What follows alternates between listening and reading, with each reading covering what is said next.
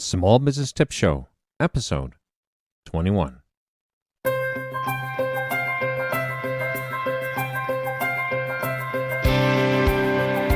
Welcome. This is the Small Business Tip Show. My name is Frank Thomas. With me, I have Nancy Bover. Today, we're talking about our next part of our new Entrepreneurs series, and it's all about building your business plan. So stay tuned. This is going to be a great show.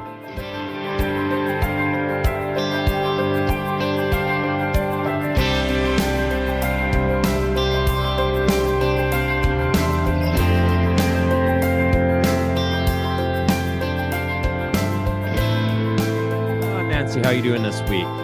I'm doing well, Frank. Thanks. How are you doing? Very good. Thank you. Very good.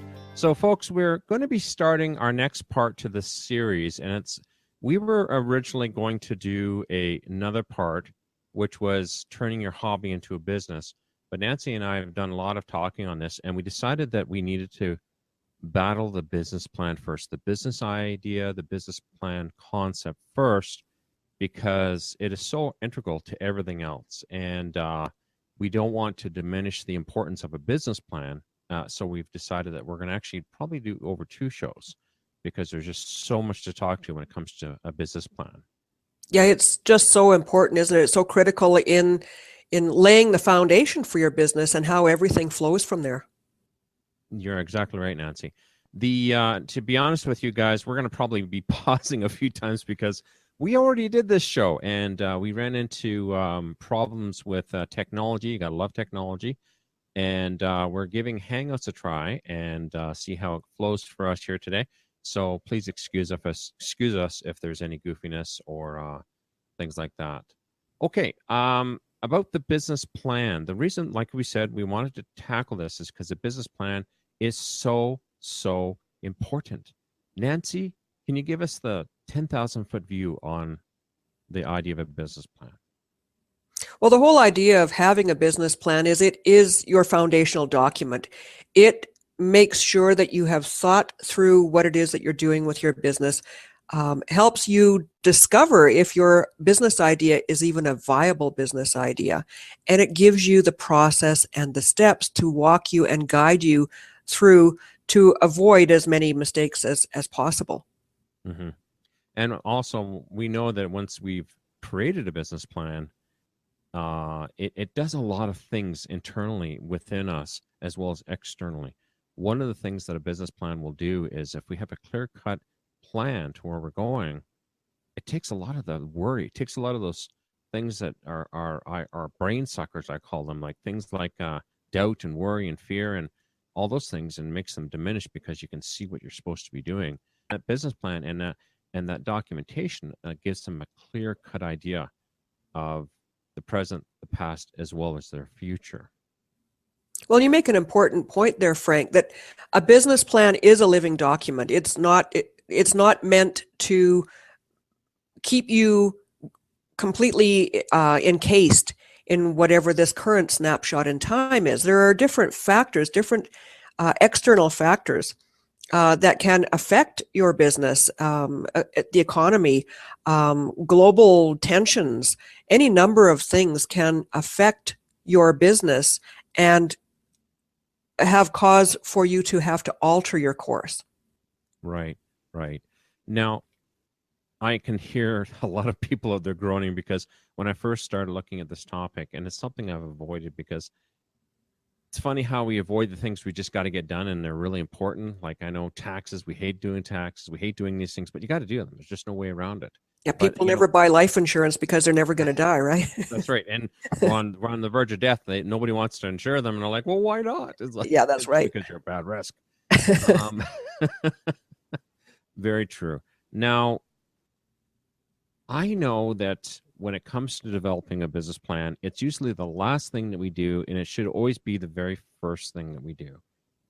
You know, a business plan doesn't have to be sexy. It doesn't need a professional. All you need is something to write with, and you need something to write on, and you can build a business plan. You don't need any fancy software. I know I've found software in the past which has been really great, which help answer a lot of the right questions. But in the beginnings, I like to, when I'm building a business plan or I'm building a business, let's take plan out of this, Nancy. Let's just call the business idea. because a business plan evolves from the business idea. Now, I have an idea, and I could let it swirl around inside my head and get nowhere. It's when I start putting the idea onto a piece of paper is when the idea starts to become solid. It's almost like I'm writing a contract with my mind, so to speak. When it's It funny gives when you it go to it gives go it ahead. reality. It gives it Mhm. reality. It gives it substance. It makes it real. I've always said that your brain knows when it's wasting its time when you just think about things and don't do anything with it. And over time, you won't think about things anymore. You won't think deep thoughts. You won't get involved into things. But if you give your brain the permission to think these things and then you act upon them, your brain goes, "Hey, this guy's actually doing something with it." Well, the It's other not that thing big of about writing it down is that if you don't write it down and it's floating around in the ether in your brain, that's great when you're doing some creative stuff, but without writing it down, when you write it down, you can see some of the pitfalls. You can see some of the gaps that we're missing. Where when it's floating around in your ether, your brain kind of skips over those things. That's right. And also, when it's in your head, you don't have a clear plan.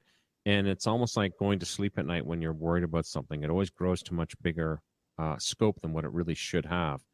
And that because your mind is a bit eternal in your thoughts. And I know it's kind of an odd thing to say, but we're not finite. We haven't got walls in our thoughts. Our thoughts can be as broad or as narrow as they desire to be. And when we take a piece of paper, we're confined to 8.5 by 11, and we can start putting those thoughts down and see what they actually look like. And like you said, it becomes real. It's almost like we're making a physical contract with our thought process. Well, you Um, make an important point there too, Frank, that you don't need anything fancy. You don't need anything mhm. extravagant. You don't need to hire out to a third party who will build your business plan. Not take anything away from those people who exist who do a good job of that. Um, but you don't really need that. And you and I have discussed the idea that there are several very good online software programs, cloud programs, where people can go that will help them build out their business plan as well. But the Mhm. important thing is to start somewhere, write it down. Mhm. Now, if you're taking this course with us beyond the podcast, if you're taking this as a course you've purchased with us, we're going to have a lot more resources, and we'll be diving deeper into the business plan and helping you build your plan. But for the case of the podcast, we're going to kind of go over the and look at the business plan and what it is and how to process it, how to build it. And there should be enough information here that you can actually do something with it. But if you do want to go to that next step, it'll be provided for you. Now, really the first part of this business plan is like you said, Nancy, write it down. Just start where you start. Like let's say I have an idea to um I want to think of a quick idea and my mind goes blank. Let's say I want to develop a new piece of software, for example, or let's say I want to develop a new um Dog let's say washing a, place. a new dog washing place. Okay, new dog washing place. Now I'd write that down and I would take, okay, my idea, believe it or not, a lot of times your idea is, and what makes it unique is one of the smallest parts of the whole business plan.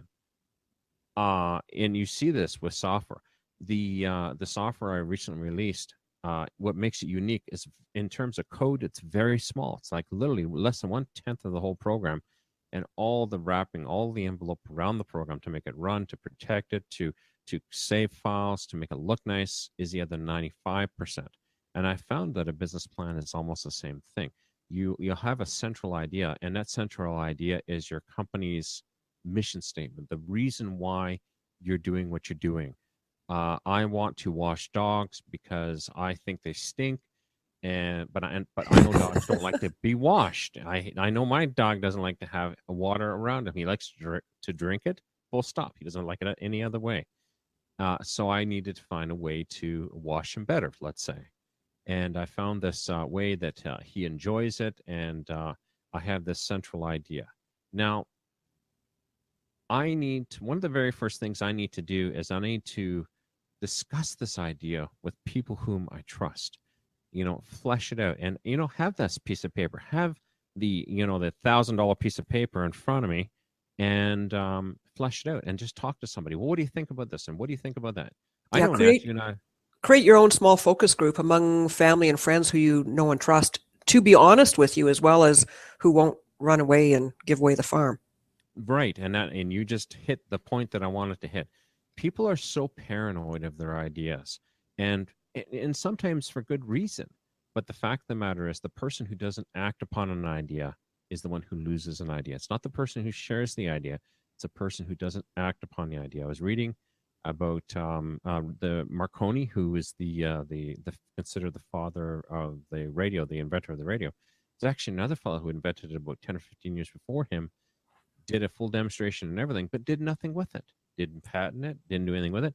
But Marconi came along, did the same thing, patented it, and he's been given credit, and he became very rich from it, whereas the other guy was buried in an unmarked grave, Well, penniless. that's an important thing to keep in mind as well that you raised there. There are literally no novel, unique ideas. Anything that you have thought about, anything I've thought about, somebody else, at least probably a dozen other people globally have thought of doing the same thing. But as you say, what is your point of difference? How do you deliver it that makes Mhm. it different? And you can have exactly the same idea, same product as the guy down the street, but you found a better way to deliver that product, or you have better defined your pricing, your structure, your client. You see your client better. That's really important too. That's part of your business plan. Or you've And marked out a specific niche of a client. I mean, how many different fast food burgers exist? oh my goodness, too many, too many. And yet they all manage to carve out their own niche. They all manage to keep selling to their client base. Hmm. Hmm. So don't worry about having somebody take your idea. If you're feeling really paranoid, get them to sign a non-disclosure. And I've done that. I've had people come to me and they really want to discuss their idea. They have a great business idea. They've seen that I've put flesh to other ideas in the past, and I'll actually insist upon it. Sign a non-disclosure. That way, you can never come to me and say, "Hey, you've stolen my idea," and because I don't want to have that. I don't want to have that issue, so to speak, going forward. But Right. what I have found is find that small focus group, and it has to be, as you mentioned, Nancy, something extremely important. You need to find somebody who is dead honest with you. You don't need somebody who's going to say, "Oh, that's such a great idea," and they go to their friend and go, "This guy's losing his beans." Um, you don't need that. It's not helping you at all. It's not I productive. That's right. And I actually say when you're building your business plan, your business idea, if you've got enough flesh on the bones, so to speak, sell the idea to somebody else. Find your Hmm. ideal customer and sell it. Sell it maybe on the premise that they're purchasing the idea or the concept right now, or maybe it's a investor into your idea. Get somebody to put some money behind it. If you can find somebody who's going to put money behind it, you've got an idea. If you find that everybody's going, "Oh, that's so great, that's awesome, man," and nobody wants to put up money behind it, then you haven't got a good idea, and that's the truth of it. You're That in is the truth of business. it. And you do have to have built out enough flesh on those bones, which is part of your business plan, is identifying your target market, identifying your competitors, doing your financial forecasts, knowing what your costs are, knowing what your plans are for marketing, for delivering the product. You can't go an investor, whether it's a bank or an angel investor or your family. You can't go to anybody and say, "Hi, I've got this idea. I'm going to open a dog washing uh, garage, and so give me $10,000." You have to show them why it's going to work, where it's going to go, what it's going to cost to establish it, when you expect to turn profits. Nobody in their right mind is going to invest a whole bunch of money with you if they don't know what a reasonable expectation of return is. Right, and you show yourself to be an expert in what you're getting into.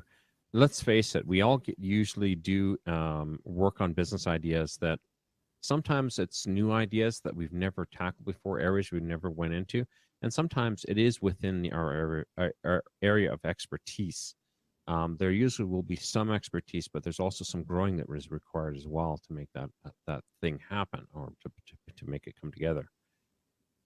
So it's the business plan is going to show you where you're lacking, and it's also going to show your investors, your focus group, your potential customers where you're strong as well.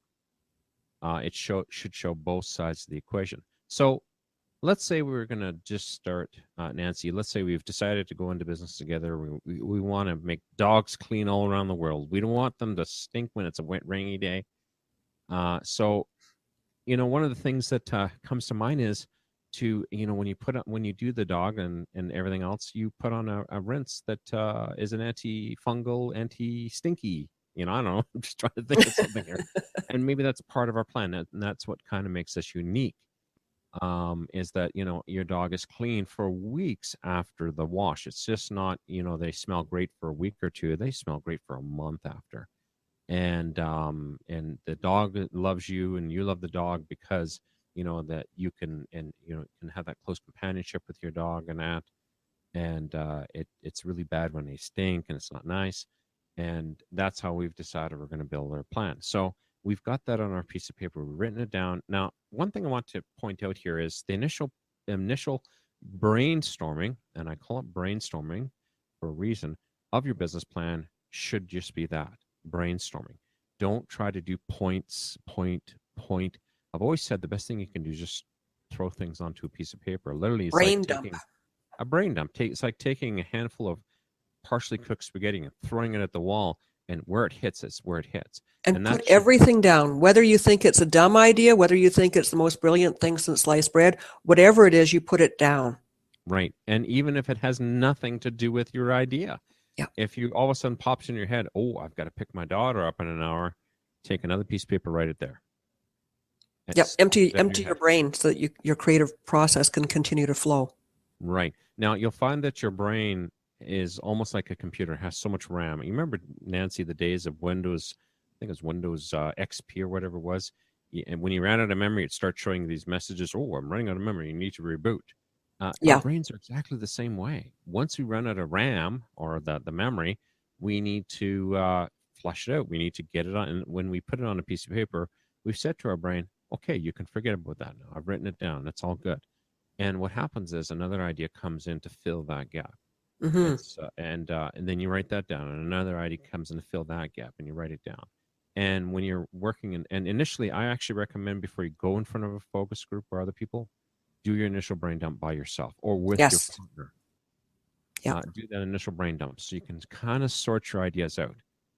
Because also out of that initial brain dump, you will find your mission statement. You will find your unique point.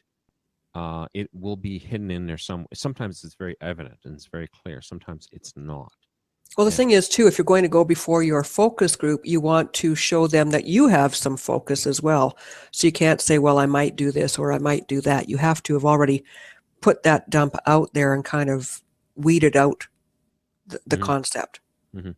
Now, with your focus group, what I recommend though too is when you get in front of that focus group, take the time to flesh out your idea with them. Once you've kind of gotten some idea on a piece of paper, dig deeper with them on that and introduce them to the idea, because you're initially going to introduce them to the idea, the reason why, and how does this idea work, and why is it a good business idea, and why should you be the one doing it? And they might And come up with some ideas that you've never thought of. that's very true. The second thing is also don't come to them looking for money. Come to them as a focus group, as a group. Let the people who have the money come back to you, because that immediately will show you how well you've done your initial idea and your initial planning. It's a little risky, but it does. I have found it works. When I have another idea on the back burner that I've been tinkering with, and it's just time is my problem. And I was talking to a person about it, and she was part of my focus group. And she actually came forth and said, how much money do you think you need to develop that idea? And I Mm-hmm. told her, and she says, I can probably raise that capital for you. I'm really interested in getting involved. And I was like, oh, look at that. Okay, there you go.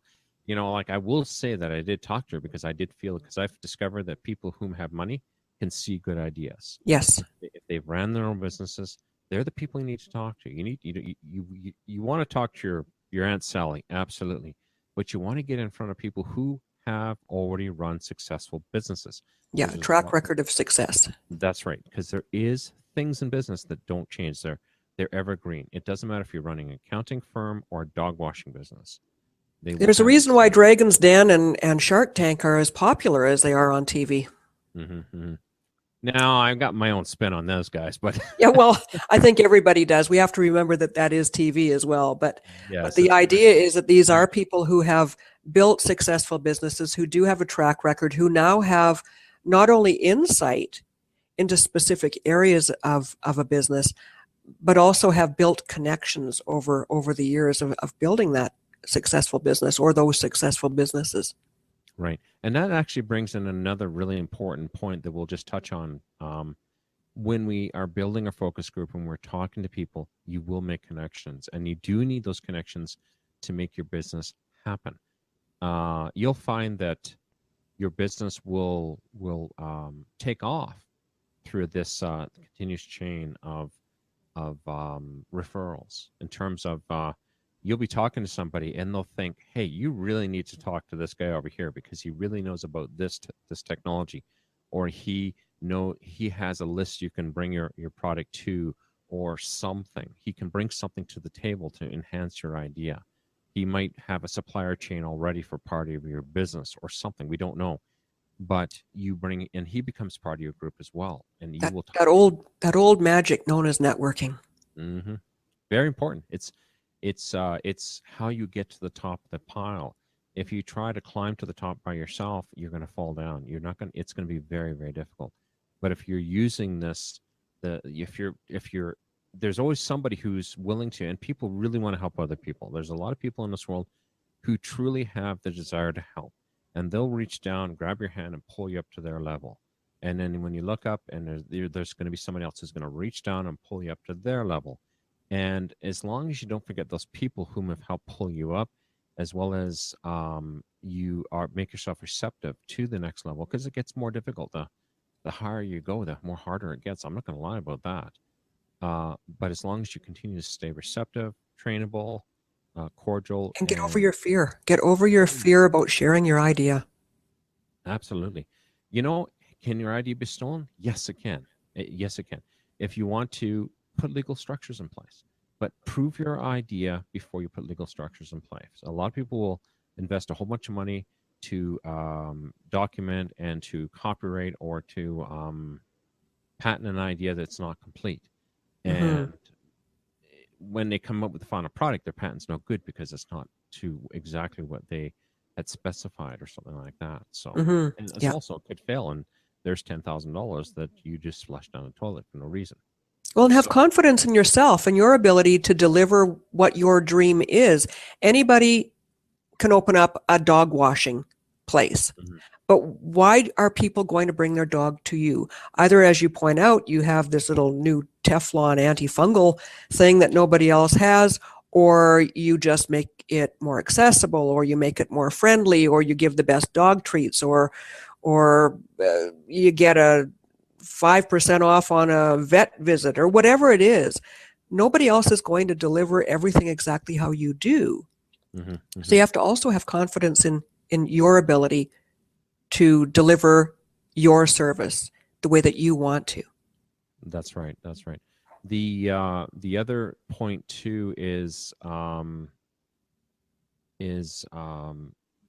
when you're developing the idea and you're putting it together and you're finding a unique spin. It doesn't have to be incredibly different or incredibly unique. It has to make sense. And also, when you're working with your focus group, they're going to bring ideas to the table that would work well with your idea, and you're going to find core people whom you'll bring that you're into your idea, who could become partners, employees, or just contributors to that idea.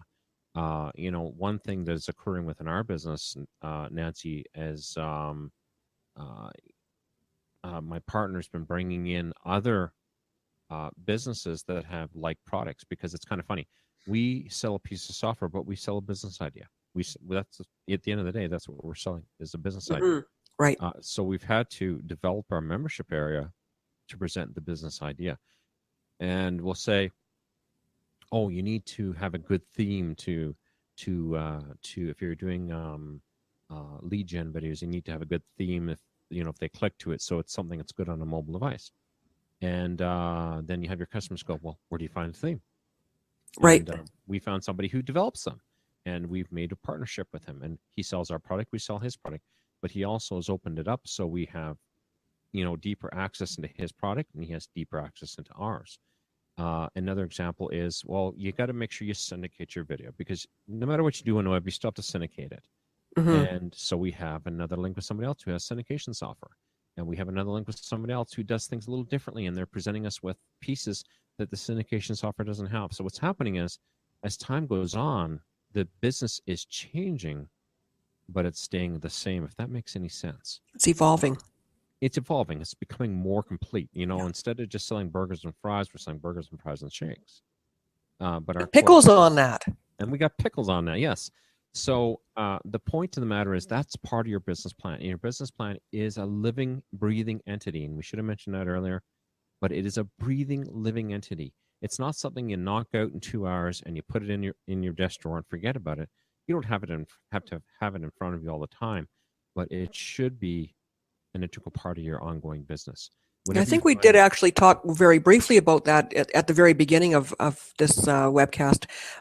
But it's great that you're reiterating it here again now, because that is an important thing. And when you develop your business plan, you have to understand that that is simply a snapshot in time.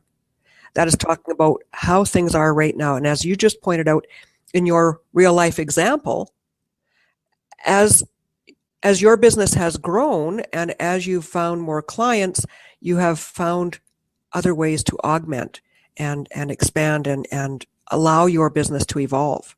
Mm-hmm, mm-hmm. And that's the ticket. And going forward, I don't know. I've made business plans, and it's important to make those plans, but it's also important to be flexible to change those plans. And that's why that business plan is a living documentation. Now, there are core elements that should never change, such as who you are, what you bring to the table, what your ethics are, your business ethics, your mission statement, your goals, things like that. What should be flexible, should change, is various aspects of products or services that you're expanding or removing, and how you're charging and things like that, how you're going to market your business. All of those elements are part of the heartbeat of it. But at the core, your business, at the end of the day, should talk about who you are as a human being too, as the founder of the company. Mm-hmm. And that's an important point you just made there, Nancy, and the fact that your business plan does reflect who you are, or who your core group is in your business. The business plan is just not some abstract work of art you've created. It is actually, and this is why we say it's a living, breathing document. It becomes a reflection, a mirror image of you in a lot of ways. Do you want to work 24 hours a day? You need to know that. One of the things that we built when we built our support desk was I laid rules into place, because I've ran support desks. I know how much it can suck your life out if you give it half the chance. And I said to my partner who's running the support, I said, I understand how to run a support desk.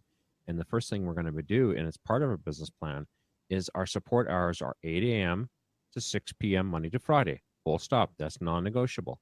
If you decide that you're going to work on a Saturday night, that's your business. But I don't want you to do it all the time. I want you to have that chance to breathe. And we actually, as part of our business process, whenever somebody commits a support ticket, they automatically get back a ticket saying, hey, if you've contacted it in these hours, we'll get back to you within the next hour or two. And that's part of our agreement as well with our customers. But if you've gotten in contact with us at 2 a.m., we're in bed. Like we're here between these hours, and we clearly stipulate. And you know something? As a customer, I like that. I like when I get that, because I have a clear expectation of results. If you don't send anything back, you put a trouble ticket in, the worst case scenario, they get nothing back. And that's right. It doesn't take anything to structure an autoresponder so that people are aware that you have at least been acknowledged. But I think it's also important that you do set those ground rules and those parameters around things, because in this day and age, people have gotten used to instant gratification, but you can't actually properly manage that if you're not some giant company that can run shifts 24 hours a day. Mm-hmm. And it's that level of expectation, like we're putting the level of expectation in. We're telling the customer what they should be expecting, and we must also, as part of our business plan, accomplish their expectations that we've presented before them. But that's got to be part of the plan. Now, your business plan can be as deep or as shallow as you desire. The deeper, I believe, the better. But maybe you can overrate the thing too. I don't know. What do you think, Nancy? Well, I think that there's a couple things. I think that you can overthink it because, again, it is a snapshot in time, and until you actually go out there and hit the ground running, you're not really going to put it to the true test. And secondly, a lot of times people get bogged down as long as they can be building out a business plan or contacting this or building a website or whatever is what I call busy work. And so they can get enmeshed in doing busy work and never get their business off the ground because they're busy in the background getting ready to launch it. And with that, you're gonna have to wait till the next show. We're gonna kind of cut it off right here. In the next show, we are going to be getting deeper into how the business plan works with your business. Why, again, it's so important, how it helps you evolve your business, as well as the nuances of the business plan and how to develop it beyond just a brainstorming session or a small focus group session. Any last thoughts on what we've talked about so far, Nance? Well, I think that we've given a very good foundation here on the foundational document of a business plan, and I'm looking forward to delving more into it in the next show here. Excellent.